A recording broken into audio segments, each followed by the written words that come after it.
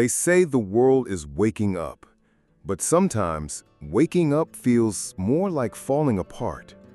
In an age where everyone's screaming, no one's listening. And when you start asking deeper questions about truth, meaning, justice, identity, you're told you're too intense, too sensitive, or simply too anxious. But what if your anxiety isn't the problem? What if it's your response to a world that's become unlivable? Philosopher Bung Chul Han calls this the burnout society, a system that exhausts your soul while feeding you dopamine. Carl Jung saw it as individuation, the painful process of waking up while the tribe still sleeps. In this video, we'll explore 5 real reasons why the more awake you are, the more anxious you may feel, and why this might not be a malfunction, but a quiet rebellion of your soul. Stick around until the end, because the final point will shift the way you see your suffering. And if you felt this tension between clarity and chaos, tap like and subscribe for more. Not for the metrics, but to stay connected in a world that's coming undone. Silence isn't just rare, it's dangerous to the system. They told you anxiety was your fault, that maybe you just need to unplug, breathe, meditate more. But what if your anxiety isn't coming from inside you? What if it's the static all around you? We live in a culture engineered for distraction, not by accident, but by design. Philosopher Byung-Chul Han called it infocracy, a regime of overstimulation so constant that it prevents you from thinking deeply. Because if you did, you might question the whole game. Your mind isn't malfunctioning.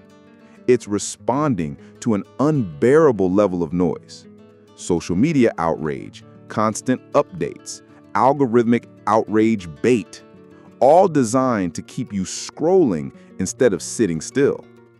Stillness has become subversive because silence leads to awareness, and awareness is dangerous. It makes you ask, why do I feel like I'm watching a world implode in HD and no one notices? So your nervous system starts to scream what no one else will say. This is not normal. This is not okay.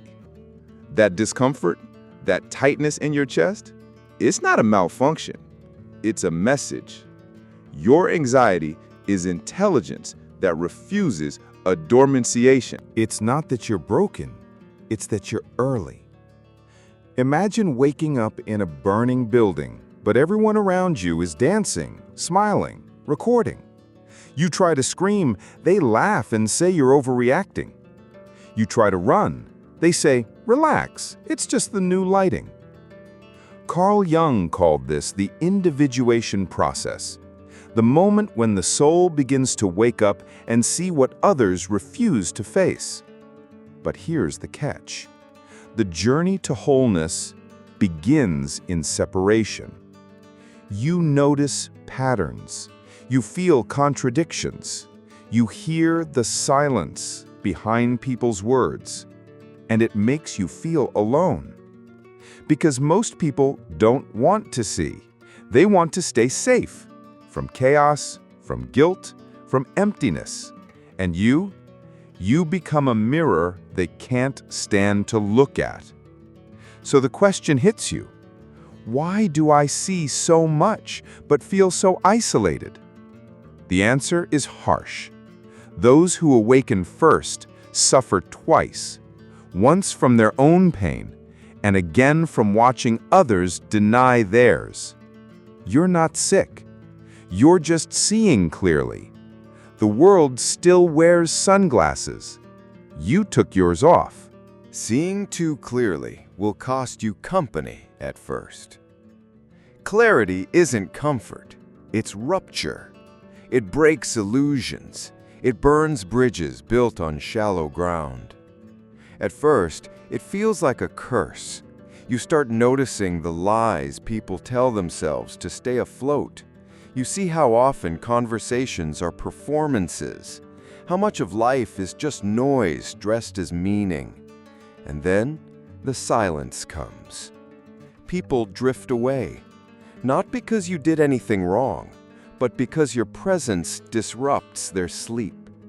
You wonder, is it better to stay blind and loved, or awake and alone?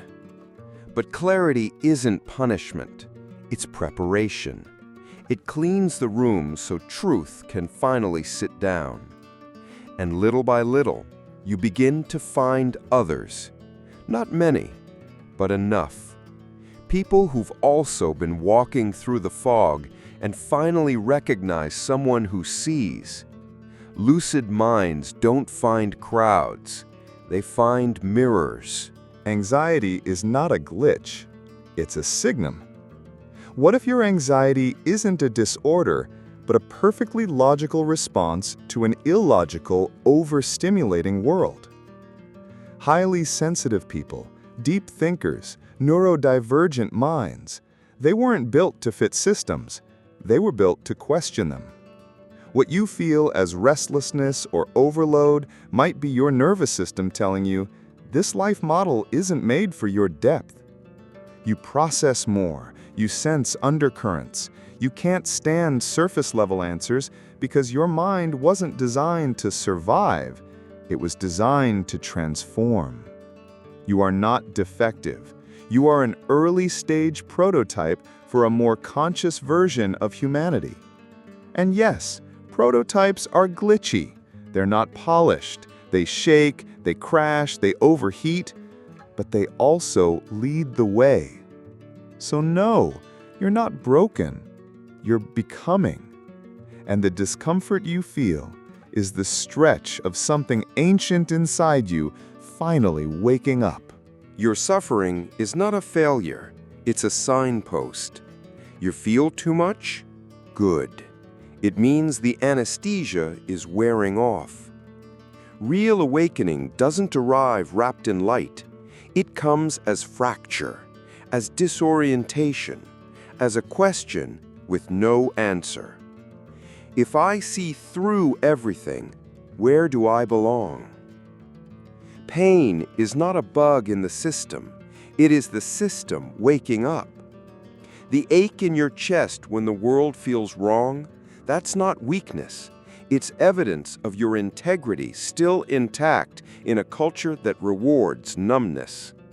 Even Nietzsche said, "To live is to suffer. To survive is to find meaning in the suffering." And so the pain is sacred. It tells you you haven't conformed, you haven't shut down, you haven't betrayed your soul just to be accepted. You feel because you're alive. You hurt because you're aware. And this pain, this quiet, invisible burden you carry, is the bridge between the person you were and the one you're still becoming. So don't run from it. Listen. There's a message inside it, and maybe a purpose too. If you made it this far, you already know. You're not sick. You're just too awake for a world that still prefers to sleep. They told you to numb it, to quiet it, to medicate the storm instead of listening to what it's trying to say. But now you see the truth. Your sensitivity is not a flaw. Your discomfort is not dysfunction. Your mind isn't broken, it's ahead. And yes, the path of the awake is often walked alone at first, but only until you find others who've been whispering the same questions in the dark. That's what this space is for. Not for algorithms, but for people like you, those who feel too much, think too deeply, and can't help but see the cracks beneath the surface. If this video named something you felt for years, leave a comment. Not just to speak, but to let others know they're not crazy either. And if you're looking for a place where awakening doesn't mean escaping reality, but facing it with courage and clarity, then stay. subscribe, like. Not for the dopamine hit, but because somewhere, someone else needs this exact message, and you can help it reach them.